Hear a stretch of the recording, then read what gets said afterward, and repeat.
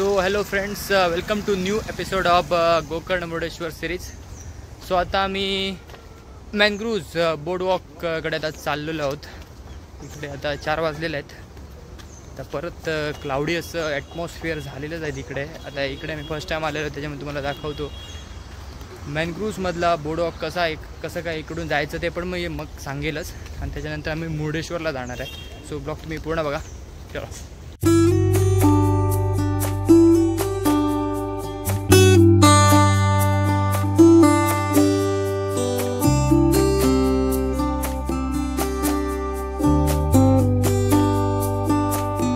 So तुम्हाला मॅंग्रूव्जच्या बोर्डवॉककडे जाताना असे तिकीट काउंटर भेटेल. तिकडे 10 रुपये ईच पर्सन प्रमाणे तुम्हाला तिकीट घ्यावं लागतं.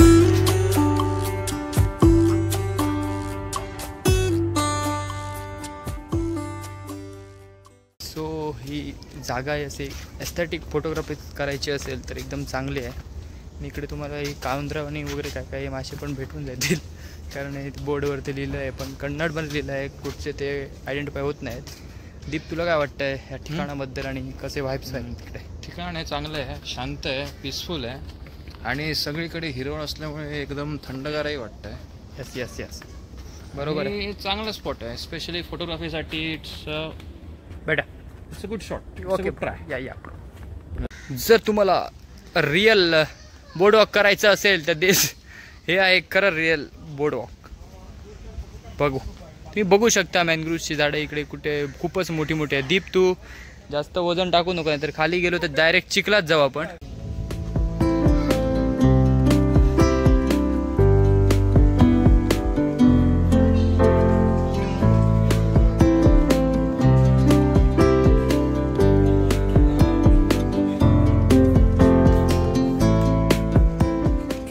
सो मित्रांनो, आता आम्ही इकडे मुर्डेश्वराच्या आम्ही ओपनिंग असतं तिकडे आता आम्ही आलेलो. 6:15 वाजले ते बरोबर. आम्ही म्हणजे ॲक्युरेट टाईमला इकडे आलेलो. हा बेस्ट टाईम आहे, कारण ऊन पण कमी आहे, वातावरण तर एकदम सुंदर आहे. आता तुम्हाला जर यायचं असेल तर संध्याकाळी 6-6:15च्या दरम्यान आला तर उत्तम होईल तुमच्यासाठी. ह्या मुर्डेश्वरचं बोलायला गेलं, समजा आपण महिन्यातून एकदा आलो तरी तो एक्सपिरियन्स काय तो वेगळाच असेल. मी इकडे सेकंड टाईम येत आहे, तरी मला सगळं नवीन दिसत आहे. थोडं चेंजेस काय काय झालेलेच आहे तिकडे. त्यामुळे दाखवतो तुम्हाला. ते बघू शकता तुम्ही, आपली शंकरचा मोठा स्टॅच्यू आहे इकडे. आणि बघा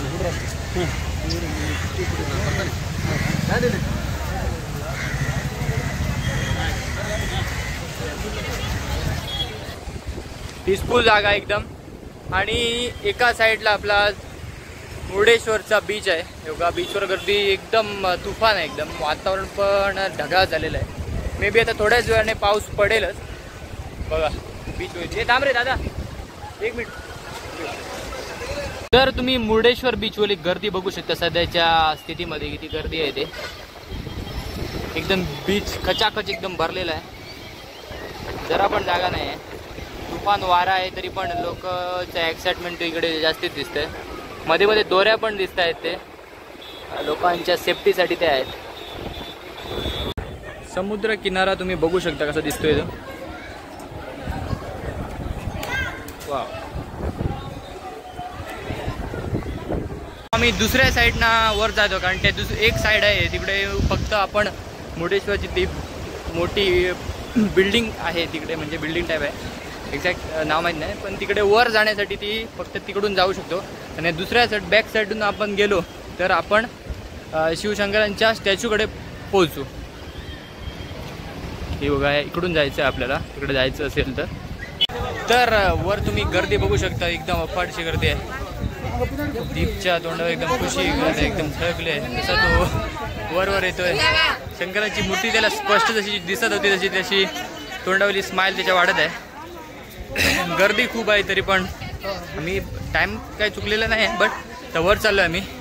तिकडे ते म्हणजे गणपती बाप्पा, शंकर आणि आपलं रावण यांचं म्हणजे ते पूर्ण जी कथा आहे ती एक म्हणजे असे नाटक असं म्हणजे ते दाखवलं जातं तिकडे. ते आता आम्ही बघण्यासाठी ते चाललो आहे. बघूया.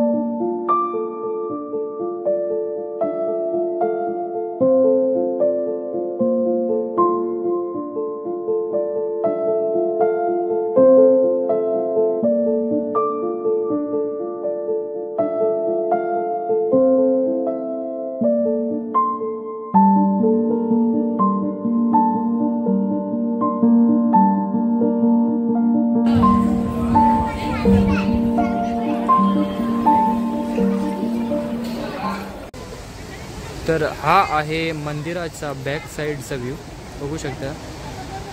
एकदम सुंदर असा नजारा आहे इकडे. ड्रोन शॉट काय घेशील ना.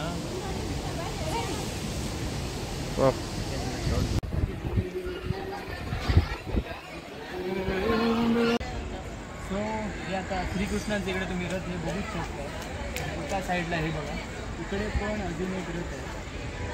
ह्या साईडला आता हे माझ्या मते अंडर कन्स्ट्रक्शन ही जागा आहे. माझ्या मते इकडे ग्रास वगैरे काहीतरी यांना काहीतरी करायचं असेल नक्कीच. इकडे एकंदरीत विचार करता सगळे सुविधा आणि काय म्हणतात ते अपडेटेड सगळं होत असतं. त्याच्यामुळे आपण जरी वर्षाने म्हणजे 1 वर्ष आड करून जरी आलो तरी काही ना काही नवीन आपल्याला बघायला भेटेलच नक्कीच सगळं काम. आणि आता आमचं इतका लक चांगलं आहे. काल इकडे म्हणजे आत्ताच्या टाईमला खूप पाऊस होता, बट आजचं आपलं लक हे देवानेच आम्हाला एक केलं. आज अजिबात पाऊस इकडे नाही आहे. सो आता इकडे हे माझ्या मते रंगकामाचं काम चालू आहे. शंकराचं स्टॅच्यू पण तुम्ही बघू शकता. आणि त्याचबरोबर तुम्हाला हे जे मंदिर दिसतं आहे ते आपले शनिदेवांचं इकडे मंदिर आहे. ते पण मला माहीत नाही होतं, लास्ट टाईमला आम्ही तुला आलेलो काही माहीत नाही. आम्ही खाली पण काही काही मंदिर आहेत ती एक्सप्लोअर करायची राहिले आहेत, पण सध्याच्या त्याला क्राऊड एवढं आहे तर आता पॉसिबल होतं की नाही ते बघूया.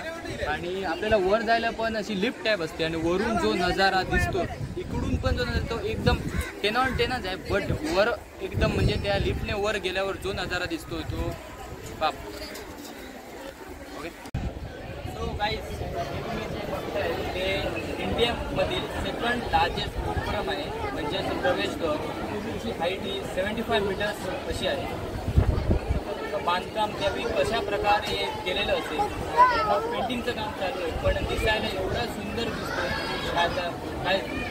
सो फ्रेंड्स, तर आता ऑफिशियली आमची ट्रिप संपलेली आहे. It was the end of a vlog. आशा करतो की तुम्ही आमच्याबरोबर ही ट्रिप एन्जॉय केलीच असेल, हा व्लॉग तुम्ही एन्जॉय केलाच असेल.